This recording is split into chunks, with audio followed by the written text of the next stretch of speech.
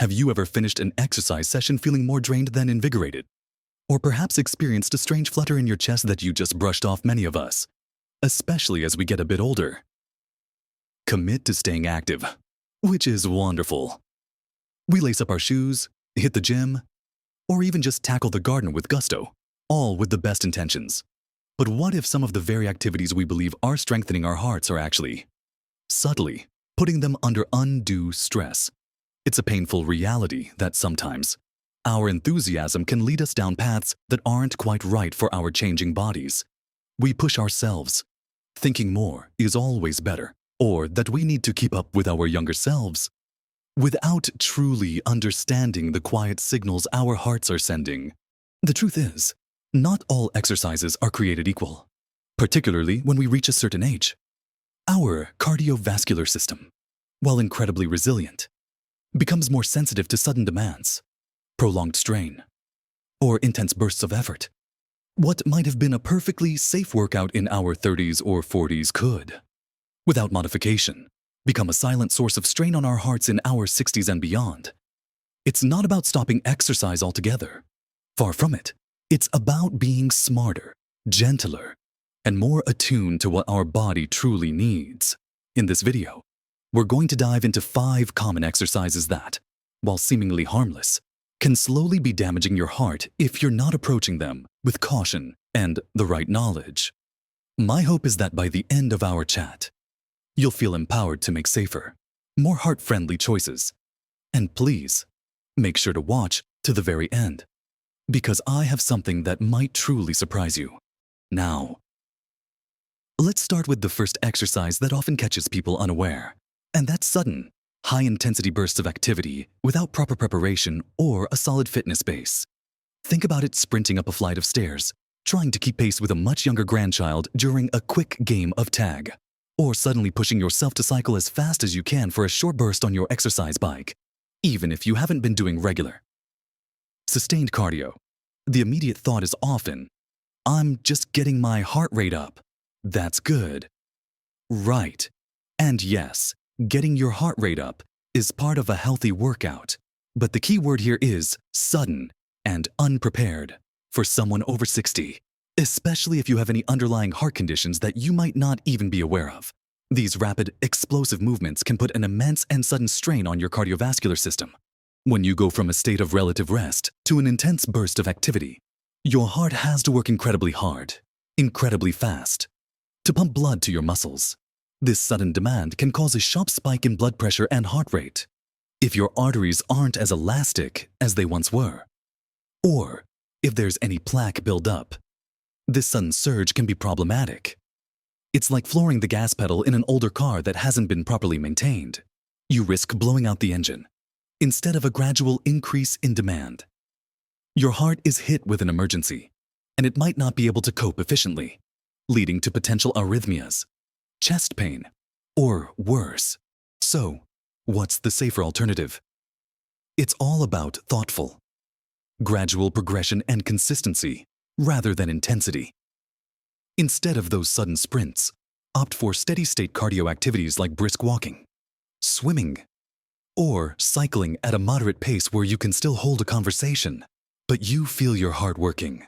If you enjoy intervals, which can be beneficial, approach them with caution. Start with much shorter bursts of slightly increased effort, followed by longer recovery periods, and always warm up thoroughly beforehand. For example, instead of a flat-out sprint, try walking faster for a minute, then slowing down for 2 or 3 minutes, repeating that cycle a few times. Listen to your body above all else.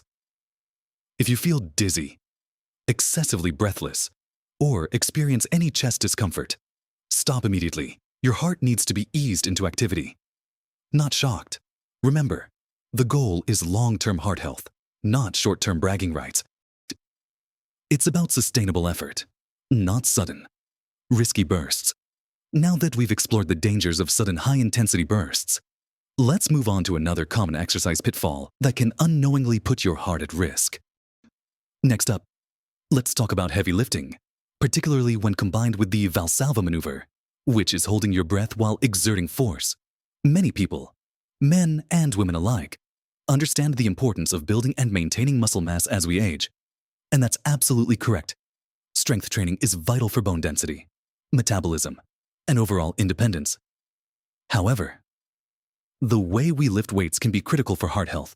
You see, when you lift a very heavy weight, or push with maximal effort, there's a natural tendency to hold your breath and bear down.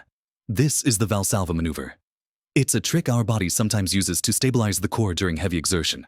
While it might help you lift a bit more weight in the short term, it has a profound and potentially dangerous effect on your cardiovascular system, especially for those over 60. When you hold your breath and strain, the pressure inside your chest cavity dramatically increases. This increased pressure momentarily impedes blood flow back to your heart from the rest of your body. Think of it like a kink in a garden hose. Then, when you finally exhale and release the breath, all that backed up blood suddenly rushes into your heart and is immediately pumped out, causing a rapid and significant spike in blood pressure. This sudden spike can be incredibly stressful on your arteries and heart muscle. For individuals with existing high blood pressure, weakened blood vessels, or any history of heart issues, this rapid fluctuation can increase the risk of a cardiac event, like a stroke or even a heart attack. It's like repeatedly slamming on the brakes and then the accelerator in quick succession. So, how do we safely incorporate strength training without risking our heart health? The solution is to prioritize proper breathing and form overlifting extremely heavy weights. Instead of focusing on single, maximum effort lifts, aim for more repetitions with lighter weights. The general rule of thumb for breathing during strength training is to exhale on the effort, meaning, as you push, pull, or lift the weight, and inhale as you return to the starting position. For example, when you do a bicep curl, exhale as you lift the weight towards your shoulder, and inhale as you lower it. This continuous breathing prevents that dangerous pressure buildup and ensures a steady, controlled blood flow. Another important aspect is to avoid straining. If you find yourself grunting, turning red in the face, or unable to maintain proper form without holding your breath, the weight is likely too heavy. It's far better to lift a lighter weight with perfect form and controlled breathing than to risk your heart for the sake of lifting more. Consider incorporating resistance bands, body weight exercises, or using machines that provide stable support, allowing you to focus purely on the movement and your breath. Remember, consistent, moderate strength training is what builds lasting muscle and protects your bones, not pushing yourself to the brink with every single lift. Your heart will thank you for being mindful of your breath and choosing smart, sustainable challenges. Now that we've tackled the nuances of breathing during strength training, let's consider another exercise that, while beneficial for many, can be overdone or approached incorrectly by those of us over 60, potentially leading to heart strain. Moving on from that, another area where we often push too hard, perhaps trying to recapture our youth, is with extreme endurance activities without proper, gradual buildup. I'm talking about deciding one day to train for a marathon, or committing to very long-distance cycling, when your current fitness level is primarily walking around the block. While endurance sports are wonderful for cardiovascular health, the transition from a relatively sedentary lifestyle to intense, prolonged exercise can be incredibly taxing on an aging heart. It's not the activity itself that's the problem. It's the sudden and sustained demand placed on a system that might not be prepared for it. When you engage in prolonged, high-level endurance activities without adequate training, your heart has to work hard for an extended period, often at a high percentage of its maximum capacity. For an untrained or partially trained heart, this can lead to what's called cardiac fatigue, or even micro-damage over time. It can also exacerbate underlying, undiagnosed heart conditions, as the heart struggles to maintain the necessary blood flow and oxygen delivery to your muscles. Dehydration and electrolyte imbalances, common in long endurance events, can further stress the heart and even trigger arrhythmias. Imagine trying to run an old engine at full throttle for hours without a break. It's bound to overheat or seize up. Our hearts, while incredibly resilient, still have their limits, especially as we age. The key to enjoying endurance activities safely is a disciplined, slow, and steady progression. Instead of jumping into a marathon, start with brisk daily walks, gradually increasing the distance and pace over weeks and months. Consider a Couch to 5K program if you're interested in running, which is specifically designed to build up your stamina safely. Listen to your body constantly. Pay attention to signs of fatigue, unusual shortness of breath, dizziness, or chest discomfort. These are not signs to push through. They are signals to slow down or stop. Variety is also your friend. Instead of only focusing on one endurance activity, mix it up with cycling, swimming, or even dancing. This cross-training can help build overall fitness without overstressing one particular muscle group or system. Remember, consistency over intensity is the mantra for long-term heart health. Your goal should be to enjoy movement for years to come, not to achieve a single, potentially risky, athletic feat. Now, let's dive into the fourth exercise type that can be surprisingly problematic: prolonged isometric holds. You might know these as exercises where you hold a static position for an extended period, like a plank, a wall, sit, or even holding a heavy grocery bag with a straight arm for too long. While isometric exercises can be great for building strength and stability, especially in specific muscles, they can pose a unique challenge to your heart, particularly for those of us over 60. The issue with isometric holds is that they tend to cause a significant and sustained increase in blood pressure. When your muscles contract intensely and remain in a static position, they compress the blood vessels within them, making it harder for blood to flow through. This forces your heart to work harder to push blood past these constricted areas, leading to an increase in both systolic and diastolic blood pressure. Unlike dynamic exercises where blood flows more freely and your heart rate responds more gradually, isometric holds create a constant, sustained pressure on your cardiovascular system, and often, people unknowingly hold their breath during these holds, which, as we discussed with heavy lifting, only compounds the problem by triggering that Valsalva maneuver effect.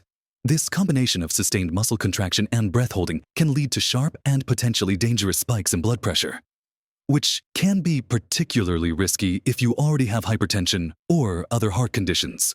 Your arteries are under constant strain, and for older, less elastic blood vessels, this prolonged pressure can be detrimental.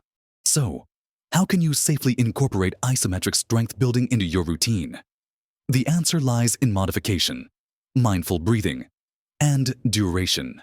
Instead of holding a plank for a minute, try holding it for 10 to 20 seconds with perfect form and continuous breathing. Then rest and repeat.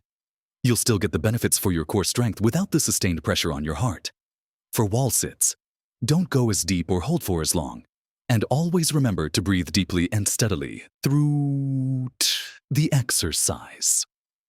Or, consider dynamic versions of these exercises where there's movement involved, rather than just static holds.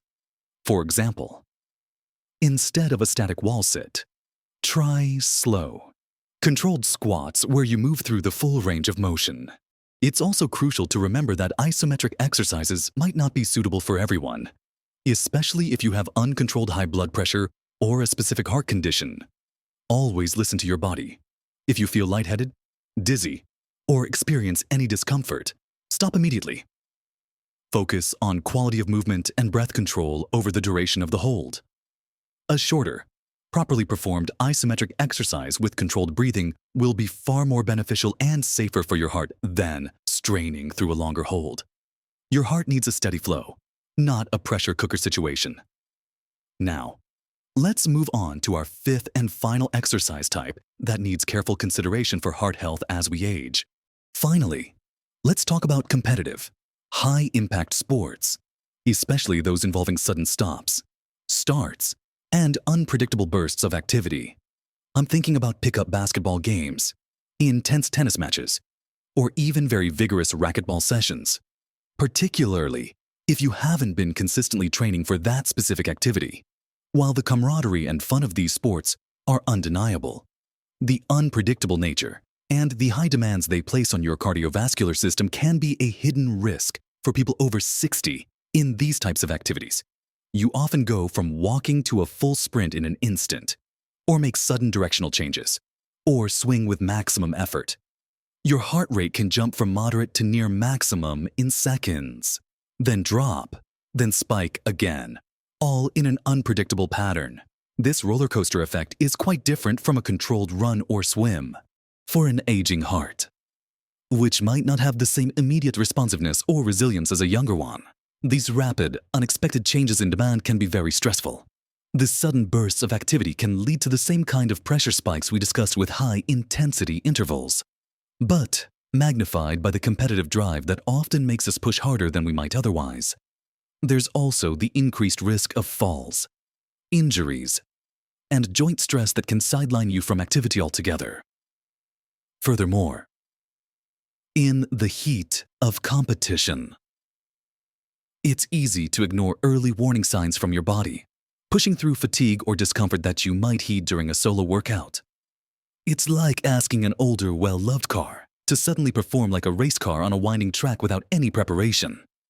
The engine might just not be able to handle the erratic demands. Does this mean you have to give up your beloved sports? Not necessarily, but it does mean approaching them with greater awareness and modification. Instead of highly competitive, aggressive play, consider a more social, less intense version of the sport. For tennis, perhaps focus on rallying and skill development rather than trying to hit every shot with maximum power. For basketball, maybe opt for a half-court game with less running, or focus on shooting drills. The key is to prioritize participation and enjoyment over winning. Always warm up thoroughly before playing and cool down afterwards. Consider wearing a heart rate monitor to ensure you're staying within a safe zone. And be prepared to take breaks or sit out if you feel overexerted. It's also essential to be honest with yourself about your current fitness level and any underlying health conditions. If you haven't played an intense sport in years, don't jump back into a full-court game on day one. Slowly build up your cardiovascular fitness with more controlled exercises first. And most importantly, if you experience any chest pain, severe shortness of breath, dizziness, or irregular heartbeats during play, stop immediately and seek medical attention. Your health, and especially your heart, is far more valuable than winning a game. Remember, staying active as you age is paramount, but doing it smartly and safely is the real victory. It's about adapting your activities to suit your body's current capabilities, ensuring that every movement you make is contributing to your long-term health, not detracting from it. So, we've covered 5 important areas to be mindful of those sudden high-intensity bursts. Heavy lifting with breath holding, engaging in extreme endurance activities without proper buildup, prolonged isometric holds, and finally, competitive, high-impact sports with unpredictable demands. It might feel like a lot to consider, but really, it boils down to a few simple principles. Listen to your body. Be consistent with moderate, sustained activity rather than sporadic. Intense bursts. Prioritize proper form and breathing over pushing yourself to your absolute limit. And always, always consult with your doctor before starting any new exercise program, especially if you have any pre-existing health conditions or concerns about your heart. They can provide personalized advice based on your unique health profile. Remember, small, consistent changes truly make a colossal difference when it comes to your heart health and overall well-being. This isn't about fear. It's about empowerment through knowledge. It's about choosing to move in ways that nourish your body and extend your vibrant, active years, rather than inadvertently placing it under strain. Your heart has worked tirelessly for you your entire life. Now is the time to treat it with the utmost care and respect it deserves. You are capable of incredible things, and you can absolutely live your best, most active life at any age. It just requires a little more wisdom in how you choose to move. I hope this conversation has given you some valuable insights and renewed confidence in your fitness journey. If you found this information helpful, please let me know in the comments below what exercises you've reevaluated or what new strategies you plan to try. I love hearing from you. And if you'd like to see more content focused on living well and staying active in your senior years, please give this video a thumbs up and subscribe to the channel. Let's continue to learn and grow together. Live your best life at every age.